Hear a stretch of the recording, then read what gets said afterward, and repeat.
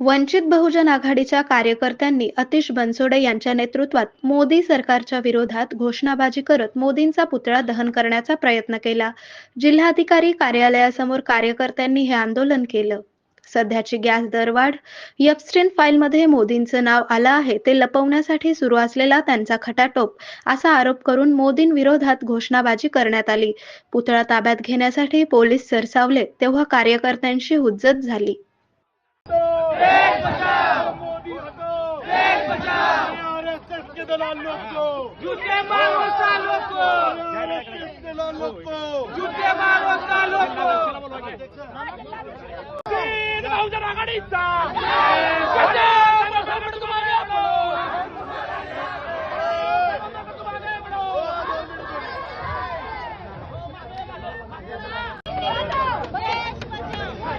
त्याच्या इशाऱ्यावर हा आमचे देशाचे पंतप्रधान मोदी नागपूर यांचा मुद्रा या ठिकाणी वंचित बहुजन आघाडीच्या माध्यमातून आम्ही ते दाखवायचा प्रयत्न केलाय। तुम्ही पाहिलं असेल, मोदी सांगतील तेच काम या ठिकाणी, ट्रम्प सांगतील तेच काम या ठिकाणी मोदी करत आहेत। मला सांगायचंय, भारत एक सार्वभौम देश आहे, भारत स्वतंत्र देश आहे।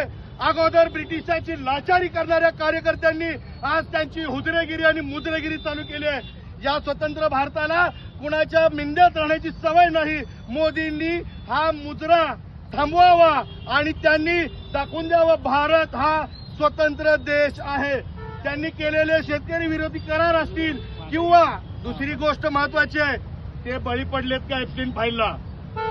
एप्स्टीन फाईल मध्ये ज्या त्यांच्या उद्योजकां मित्रांची नावं आलेत तेही मुख घेऊन गप्प आहेत। माझं पत्रकार बांधवांना एकच म्हणणं आहे की मोदी गप्प का आहेत?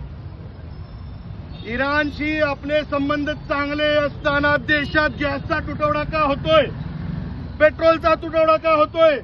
याचं उत्तर इथं मोदीनं आणि इथल्या प्रशासनानं दिलं पाहिजे।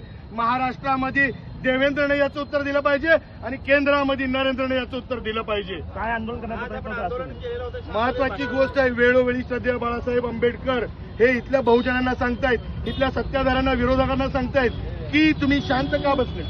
एप्स्टीन फाईलचा मुद्दा ज्यावेळी ऐरणीवर आला आणि त्याच्यामध्ये मोदींच्या मित्रांची नावं निघाली, पेट्रोलियम मंत्र्यांची नावं निघाली, त्याच्यावर मीडियाही प्रश्न विचारायला का धजावत आहे?